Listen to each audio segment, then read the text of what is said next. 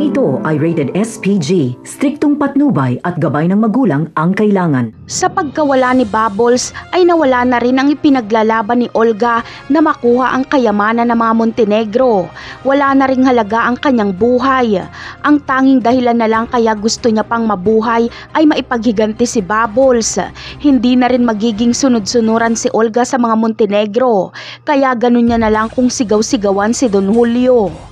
Samantala, sa ipinakitang asal ni Olga kay Don Julio ay ipagtataka ito ni Ramon. Nagawang lumaban ni Olga kay Don Julio para lang sa kanyang lakad na makilibing kay Bubbles.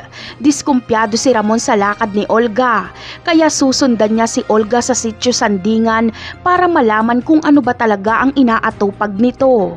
Kaya naman, siguradong napakalaking gulo na naman ang mangyayari sa libing ni Celso at Bubbles. Nakaalerto kasi ang kapulisan dahil alam ni Rigor na pupunta sila Tanggol. Kaya kapag magkita-kita ang tatlo na sila Rigor, Ramon at Tanggol, ay siguradong matinding bakbakan ang magaganap. Labis na magtataka si Ramon kung kaano-ano ni Olga ang mga nililibing. Samantala, sa mga susunod na episode naman ay proud na ikikwento ni David kay Olga na nakainkwentro niya si Tanggol at muntikan niya na itong mapatay.